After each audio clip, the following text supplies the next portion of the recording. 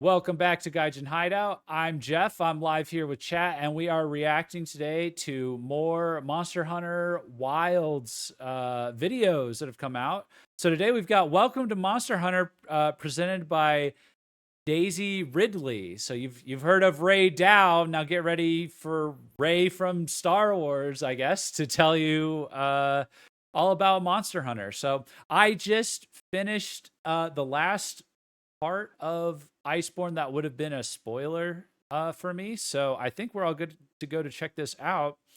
I know they did one of these celebrity narration videos for Dragon's Dogma 2. I reacted to that. I really enjoyed it. I like Capcom's decision with how they're handling the marketing for their newer games lately. So this should be pretty good. Before we get into it, I'm a streamer. I stream Monster Hunter right now. I'm doing my first playthrough ever of a Monster Hunter game. It's Monster Hunter World. I'm in Iceborne right now. Would love to have you join me out over at twitch.tv/Gaijin Hideout. And yeah, let's get into it. Since ages long forgotten, one word has defined our very existence. Balance. Oh, I was not expecting balance. From the humble feline to the ferocious Tigrex, every living being across this vast land plays its part in the great cycle, including us. Though our people dwell in towns and cities, we are also of this land and have our part to play in maintaining the balance. You better pay attention, Jeff. Okay. World. What is this from? What is this? Are they going to show all the different games? I was thinking in terms of Wilds, but I guess it's Welcome to Monster Hunter. This is good too, because they need to keep introducing the series to the international audience. There's nothing wrong with that. Especially now that I've played one and I know that they all build on each other. In maintaining the balance of our harmonious world. The monsters that exist in the wild, though sometimes a threat to human lives and livelihoods, that's true, are an essential part of our world. No, we can kill them. Hunters have been tasked with keeping our ecosystem in balance. This is not an essential part of our world. This needed to be taken out. Facing those that disrupt nature by growing too numerous or too powerful. Jeff's a poacher, confirmed. Welcome back to Poacher Hideout. Monsters and hunters alike are integral parts. You all kill these things and craft their craft clothes out of them. You're all poachers. Parts of nature. Monsters are indispensable parts of nature's bounty and essential for human prosperity. And hunters work to return that. That's favor. true. We need drip. There may be a shared reverence between. So this is Glavenus from an older game. Hunter and monster, much like two warriors locking eyes across a battlefield. It is this delicate dance between the two that sustains our world, even in the face of... Okay, fine. We won't hunt them to extinction. But there's got to be one or two that it's like, maybe we don't need this at all, right? But maybe not. Threats that monsters pose.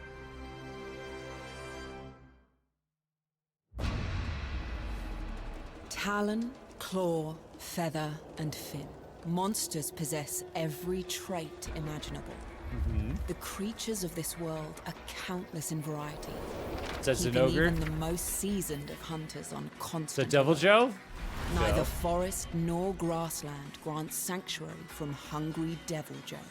These monsters are known to emerge from the most unexpected of places to ambush their prey. This is the arena music that you hear sometimes. Eyes turn to the sky, searching for a roaring Seregios, circling its Seregios? Next victim. And now that isn't one I've seen, and I don't think that's in World. So. The hunter's eyes turn to I've the only sky, played Monster Hunter World. I'm a noob. Searching for a roaring Seregios, okay, it's kind of like circling its next victim. Like an iguana dragon? And they must ever observe the lapping waves of sea and swamp. careful to avoid a Lagiacrus's electric touch. Whoa! monsters inhabit Electric touch is just swimming in the water, just ready to electrocute you. That's corner miserable. of our world and are intrinsically linked to their environments. Okay. They are not merely part of the landscape. They actively shape it, Ooh. wielding the Tobi-Kadashi. Ooh, ecosystem Legiana. as a powerful What is force that? in their own right. Oh, you. Oh man, my op, Rajan. Building the ecosystem as a powerful force in their own right. Rulers of the snowy mountains. This guy was awesome. Tyrants of the desert. Lords of the marshlands. Oh. Tyrants of the desert. Lords of the marshlands. Oh my gosh. There exist numerous subspecies of monster. Acidic Lavinus. Complicating our understanding. Whoa. Of them. Hey, Puke. Poor Puke. Zinogre. Stygian Zinogre. However, seasoned hunters possess a sharp understanding of what they are pursuing. They are Yes. also adept at utilizing the natural behavior of monsters, as well as the ecosystem itself. Still working on utilizing the ecosystem itself. I've basically memorized the ecosystem in Monster Hunter World and just remembered that there's environmental things I can interact with, but I'm worried about it in Wilds because Wilds is very natural. It looks like a very natural habitat when you play it.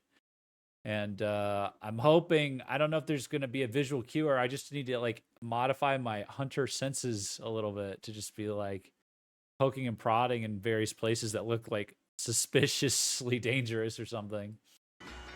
Just still working on how to swing a sword. Well, to be fair, it's a sword that turns into an axe and is full of electricity. It's a little complicated. There are some monsters so powerful that hunters speak of them with only awe and reverence. Xenojiva. Elder dragons. She is a good narrator. I'm pretty sure a lot of people watching can agree maybe Star Wars sequels weren't the best. Maybe they didn't even like her performance that much. But she's a solid narrator. Embodiments of nature's might, elder dragons have existed since ancient times. Though their origins are lost to history, these creatures possess incredible abilities. So formidable. Wait, which one's this? That they can disrupt. Whoa! Hold on. Of nature's might. Some of these I know, some of these I...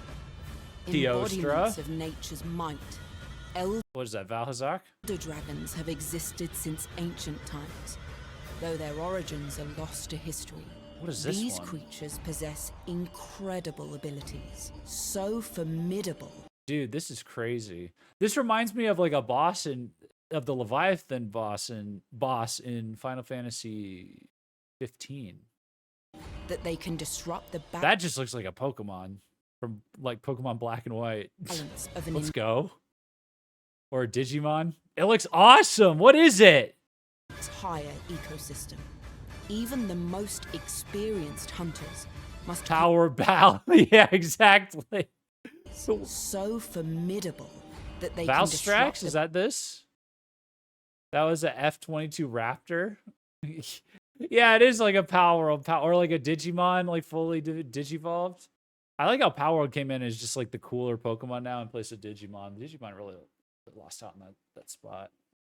Jet Fighter. This is Jet Dragon. Wait, is this where Power World got the idea for the Jet Dragon? Did they steal it from Monster Hunter? Did they steal it from Monster Hunter and make the concept from Monster Hunter and make the design look like Latios from Pokemon? Is that real? Do you guys know what I'm talking about?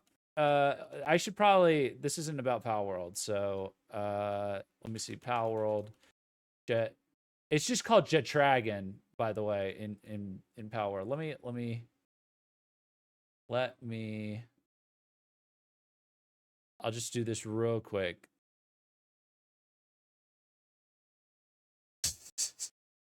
See, it doesn't look the same. This looks more like a combination of Salamence and Latios from Pokemon. If you don't know who those are, it's not relevant, but it looks like a Pokemon. But there was no Jet Dragon in Pokemon. Like But there must have been they must have gotten it from here. That's so funny. That's so funny. All right, new discovery of the new uncovering of more Power World, more Power World ripoff lore. That's funny. Valstrax is such a fun fight. Higher ecosystem. Even the most experienced hunters must coordinate elite strategies and tactics among their ranks in order to stand a chance. And then there are monsters of legend, ones we may never be able to comprehend. I just checked this one out today. Confront. I speak of the black dragon from the ancient age, Fatalis. And when such a threat emerges, hunters must answer the call. For the sake of our world is at stake. So has he been in every game since the first one? Do they just keep bringing him back, or was it new that they brought him back in World? A hunter's purpose is not just to end a monster's life. There is not no in Rise. thirst Okay, for so it's not everyone.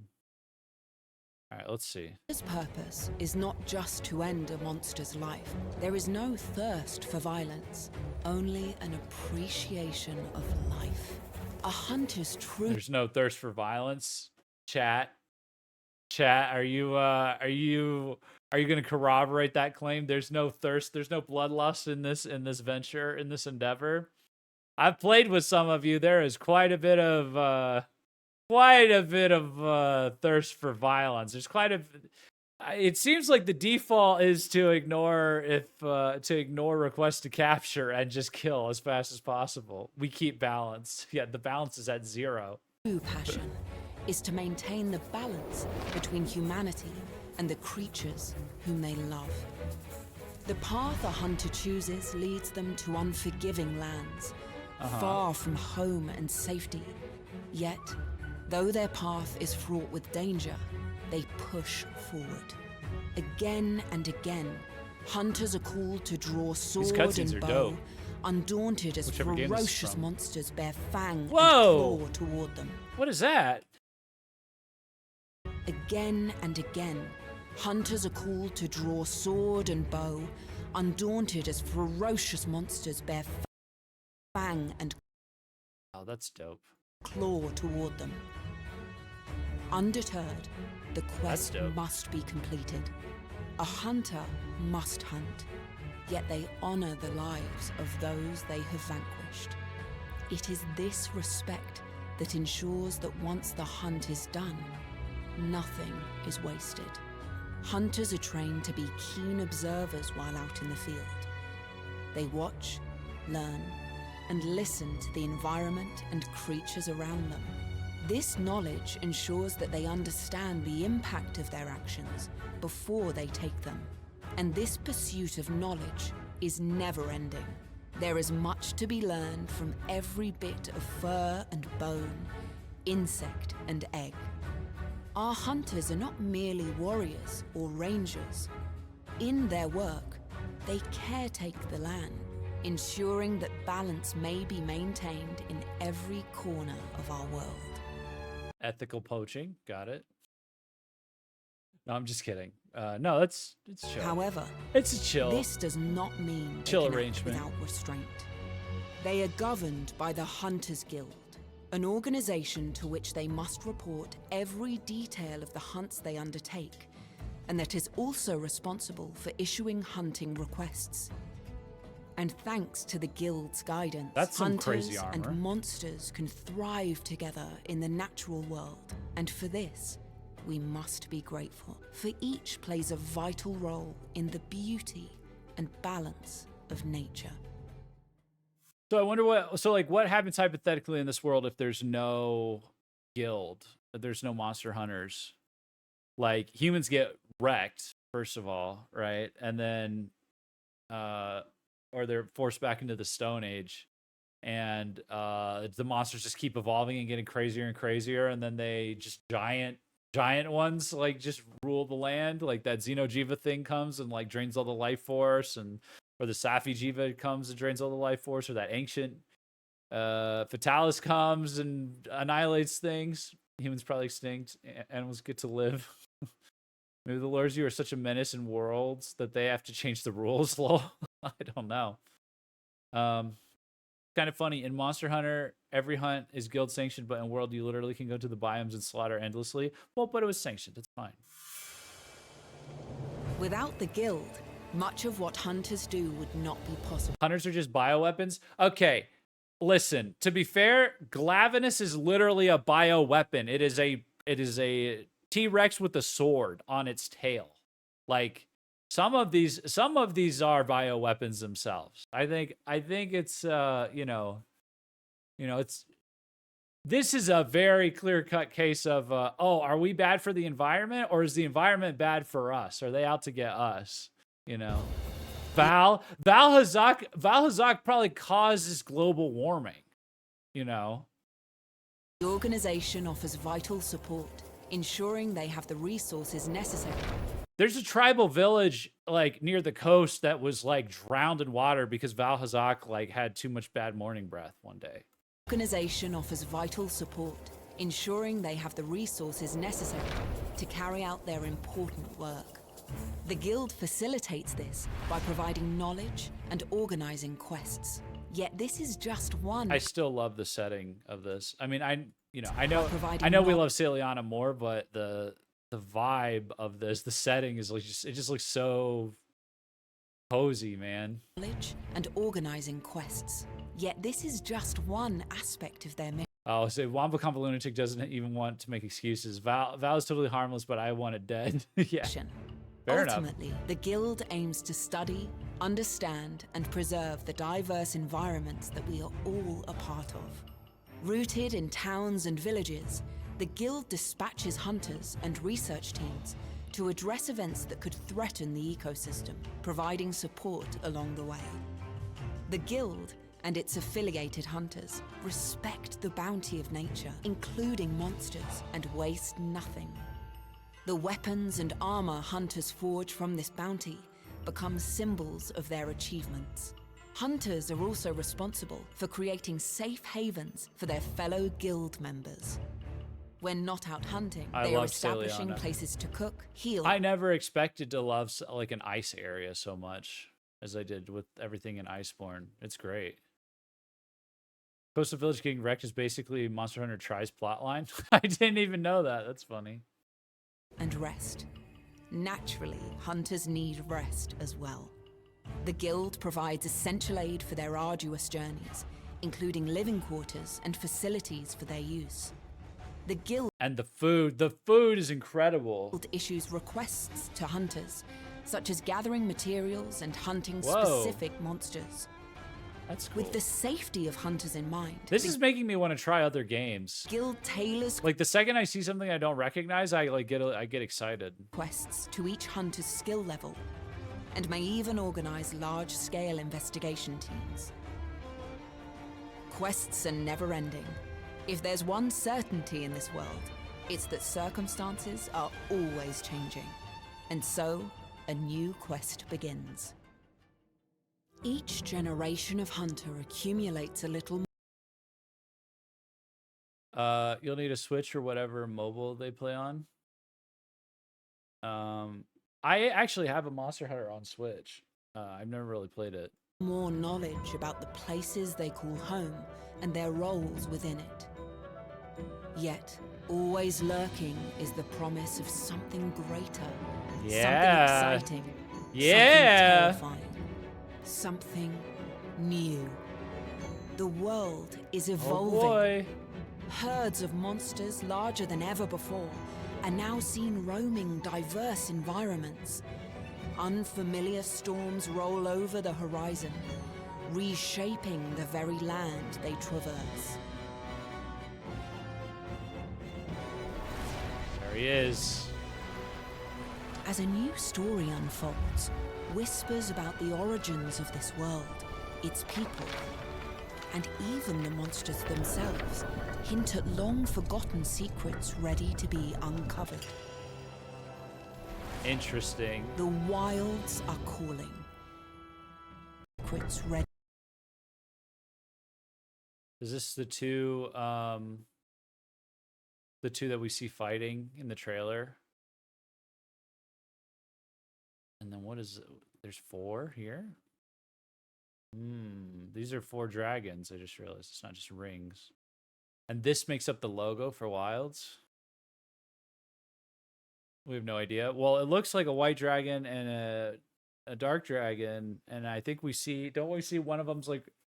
Don't we see 2 of them fighting in the promo trailers for Wilds? And then these just look like 4 different. Maybe these are supporting elder dragons or something like that. Interesting. And then what's this? What's this little thing here? Ready to be uncovered. The wilds are calling. It's time to hunt. For the world of Monster Hunter, World, Rise, Stories, Iceborne, Rise Sunbreak, Stories 2. I actually own all of these, fun fact. I've just only played these, and I was saving everything else for streams, I guess, in the future. And but I've had these for a while as well. We'll have to get to Rise probably after Wilds, and we'll probably sneak in Stories whenever I'm feeling the hankering for Pokemon, since people told me it's like Pokemon. So, but yeah, that was good. I liked it. I thought it was going to be a bit more about the game itself, but I guess it was a bit more about the lore. And well, now that I think about it, I think that's what the Dragon's Dogma one was. It was going over the lore with the celebrity narrator. I forget his name, Ian something. I feel like this one they were able to just draw from a lot more of the older games and just kind of use that instead of having to, the one that they did of these, the Welcome to Dragon's Dogma, they really had to like explain everything because there's only been Dragon's Dogma and Dark Arisen and then Dragon's Dogma 2. But this one they could just kind of pull from, all the other games, and they kept it this, the summary, or like the, everything that they were introducing just kind of broad and kind of like easy to understand. So I think it's pretty straightforward. I think in Monster Hunter, it's nice. It's not too convoluted.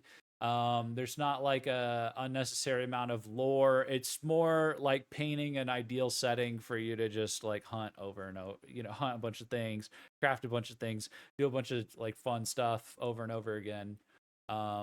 So I like that they're just kind of keeping to that. I don't think we need an insane lore dump. We don't need like crazy stuff like that. We just tie the lore to the monsters and make it present it in a cool way, and then just get us into hunting stuff. So, yeah, overall I thought it was pretty good. The ending bit was pretty cool for Wilds. Don't know what to make of it though. Yeah, maybe, what did they say? Whispers about the origins of this world. See, stuff like that makes it seem like they're hinting at something. As a new story unfolds, whispers about the origins of this world, its people, and even the monsters themselves hint at long-forgotten secrets ready to be uncovered. Now, does that mean, like, is that your way to get Fatalis back into Wilds as well, but also a bunch of other secrets from, like, older games? Are they going to tie it into past Monster Hunters? In the words of Rurikon, ancient civilization confirmed? I don't know what that means. Is that just like, oh, the ancient civilization, like where you go to fight Fatalis? Like, so that makes me wonder. Probably new old lore. Oh, I see. It's time to hunt. But yeah, no, I enjoyed that. I'm really hyped for Wilds. I really like everything I see related to Monster Hunter at this point, honestly. I did notice that I was like, anything that wasn't from World or Wilds I didn't recognize. I was like, oh, what is that? Oh, that's like an exotic monster I've never seen before. So it makes me want to like check out the other ones every time I see like a little hint of something here or there. But yeah, he's been used a lot, and it seems they want to bring in new stuff. Yeah, Probably not till an expansion at least. Okay. Well, I'm curious what they meant by this. Is the only other thing I think to take away in terms of Wilds. Like, I'm curious what this means. I'm curious, like, what maybe they're just using they're using ancient lore for the story, and it's just going to be a really dope story this time. That's the only thing I would say about World is that the story with like Zora Magdaros and Xeno'jiva, it's a little like out there and kind of clunky compared to the rest of the game. Like the rest of the game, you're just doing hunts and uh, you know, understanding the new environment you're in. And that part felt more shoehorned in. So, um, so I would say the story seems more intriguing this time around, or more like justifiable, not just an excuse to throw you in somewhere. So Arkveld is definitely that white dragon part now. Who's the black dragon part? Yeah, exactly. Well, thanks so much for watching, everybody. If you like this video, hit the like button, and I'd appreciate it if you hit the subscribe button below to subscribe to the YouTube channel. It's free. I would also strongly encourage you to head over to twitch.tv/Gaijin Hideout and give me a follow there. Also free. I go live on every Monday and Thursday at 8 p.m. Eastern Standard Time to stream Monster Hunter. Right now I'm doing Monster Hunter Iceborne. Like I said earlier, that's my very first Monster Hunter game. I beat the base game, and I'm in the back half of Monster Hunter World Iceborne, the expansion. Gonna play other Monster Hunter stuff, gonna play other action RPGs, Japanese games, basically any kind of Japanese game that like Westerners like, things like that. That's kind of my thing here at Gaijin Hideout. So, but yeah, thanks for watching, and I'll see you in the next video or in chat, hopefully. Peace out.